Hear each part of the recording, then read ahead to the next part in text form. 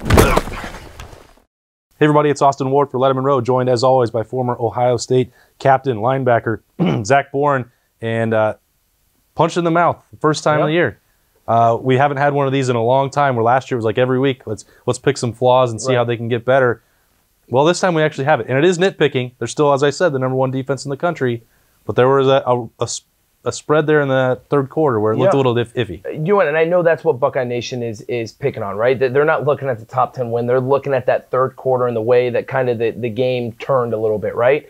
And yes, it's something that we've talked about, especially last year, right? That the defense had major issues. This year, not so much. But I will always say this, is that as a team, you always want to get punched in the mouth. I almost like that they got punched in the mouth, because as a team, you have to be able to know how to handle adversity. Trust me, they cannot run 14 games this year without getting punched in the mouth. It's not going to happen, right? So be able to handle that adversity. As a defense, you look around at one another. That was my favorite thing. Playing linebacker, you look around when someone's driving on you and say, hey, who's going to make a play? Let's go. We all got this. Let's run the football. You know, this is big-time ball now, right? We're back in the corner. We can come out swinging, or are we going to cower? Yeah. And I think you saw this defense come out hammering. Yes, they had those two drives with the offense turning the ball over, but this defense handled adversity, came out swinging, and guess what? It made some big stops to turn this game around. All right, when Penn State went to Levis and that quarterback rushing attack, that's when they found a little bit of traction on those drives. Yep. If you look at Michigan and Shea Patterson, maybe you take that, and that might be part of that game plan this week. For sure. You got to think Jim Harbaugh and that offense staff up there is looking at what Penn State was able to do, especially in that second half with the quarterback leads, the read option, things of that sort. Shea Patterson has that ability, so I think you're going to see them go to that a little bit more, instead of that typical formation or rollout pass that you see with Shea Patterson all the time. I do think you're going to see them maybe go 4 wide, right, and then run that read option, run quarterback leads and things of that sort. But at the same time, it's great that Ohio State had that adversity, because now they know how to stop it, right? The defense has seen it. They know the adjustments they need to make. And so now for a fact that defensive staff, the linebackers who are controlling that defense are going to know moving forward this week, hey, we got to prepare for that. Yeah, Ohio State's got that tape. So does Zach Boren. He's going to show us what they're looking at right now as they try to get ready for Michigan and the game on Saturday. Let's roll the tape.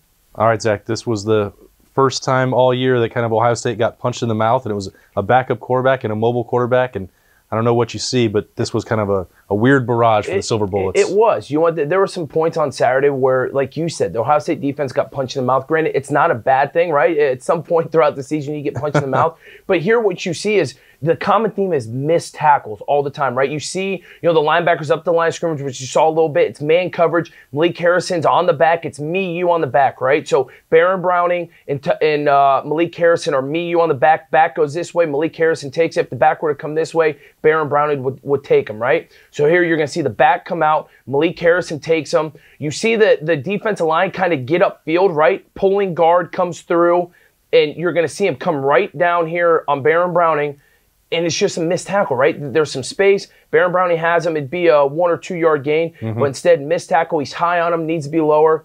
Guys are, obviously in man coverage trying to get back to him. Jordan Fuller sees it late, and they come in. But still, it's a 10-yard gain. And this is one of those things that the last couple weeks, if you're going to nitpick Ohio State's defense, mobile quarterbacks, they've struggled. And I wonder, when you look at it, is that something Ohio State is okay giving up because it's probably not going to break for a big one? Or is it a sign of actual concern because Shea Patterson can do this next week too? Yeah, I think the biggest thing is Ohio State's playing so much man coverage this year, right? They are so confident on the back end with their corners, playing man coverage, playing essentially cover one, letting Jordan Fuller run the middle of the field, and these linebackers can run and play man coverage. So that's what they're doing. And if you have a mobile quarterback, right, Baron Browning is essentially responsible for the quarterback.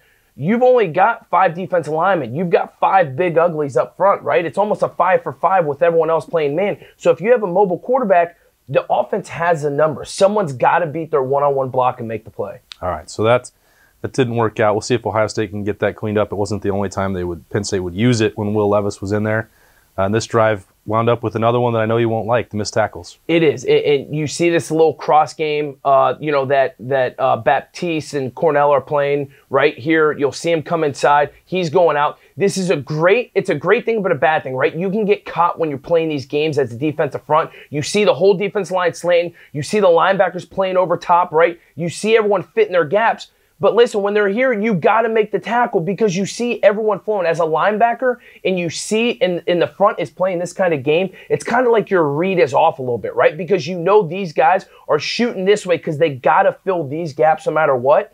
And so you got to really be tough, has to be great with his hands. Malik Harrison, it's a hard play.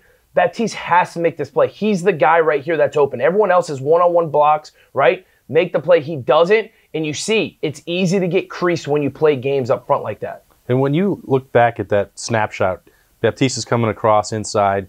You've got Harrison on the back. If you just pause it right there, you think, what a great call. What great execution. Like, obviously everything else was working here just except the finished product. Exactly. That's the only thing. The only thing I would nitpick is, hey, these guys maybe need to hammer these offensive linemen a little bit more so there's not as much gap right here. But if you pause it right here, look at this. I mean, there is a shell. Everyone is doing their job. Like I said, the only thing you nitpick is maybe these guys getting, not getting so much pressure back. Tough Borland coming down a little bit more. Defensive linemen not getting pushed back so much, right?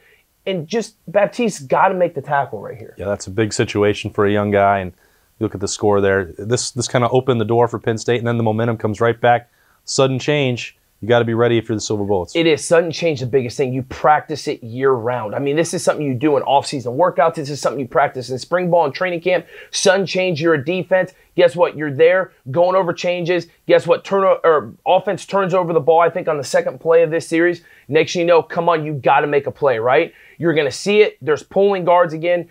Or pulling center. It's one of those things that as a defense, you're like, okay, they've hammered us the past couple times on this read option. What are we going to do? They show it, and instead of the quarterback keeping it right here, hey, listen, it's man coverage. Jordan Fuller goes with the running back a little bit, right? You still see Malik Harrison on the running back. Jordan Fuller's cheating to the 4-by-1 side, right? Penn State goes 4-by-1 here. Obviously, it's a good play call. You can't get beat on the inside, right? Every single time you're playing man coverage, you cannot get beat to the inside. Pete Warner's just something picky. He does. He gets beat. You see him right here playing leverage. He's got to be on him a little bit tighter. Jordan Fuller's obviously trying to cheat it. He's late to it. It's a touchdown. Yeah, and Warner, he had this tough matchup there with Freiermuth the whole game. He wound up being the defensive player of the game for the Buckeyes. We're picking on this one play. We could have put any of his 10 tackles up there or 2 PBUs. Listen, it's just nitpicking, right? Everyone gets beat. I mean, it doesn't matter who you are. There's times Chase Young gets blocked, right? The best college football player in the country. He gets blocked sometimes.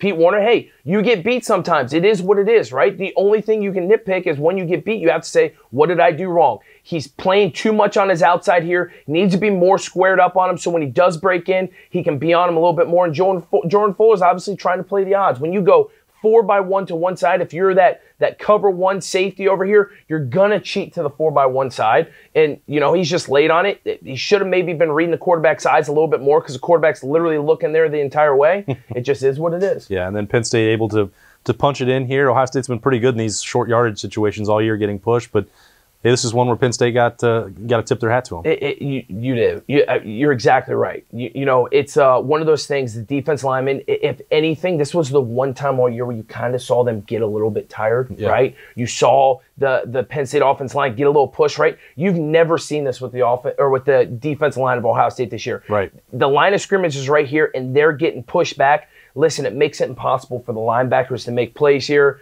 It's just hard, right? We saw Penn State go to this.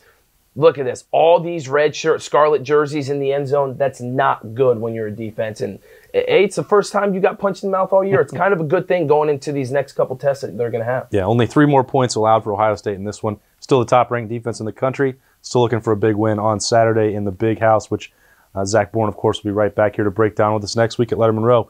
For Zach, I'm Austin Ward. This has been BuckIQ. We'll see you next time. Thanks for watching. Subscribe below to get the latest videos from Lettermen Row. We got Letterman Live. We've got the practice report. We got rapid reaction. Hey, and we got BuckIQ with Zach Boren. For sure. We got recruiting breakdowns with Berm. We got whatever you need. Ohio State football and Ohio State athletics, we've got you covered here at Lettermen Row.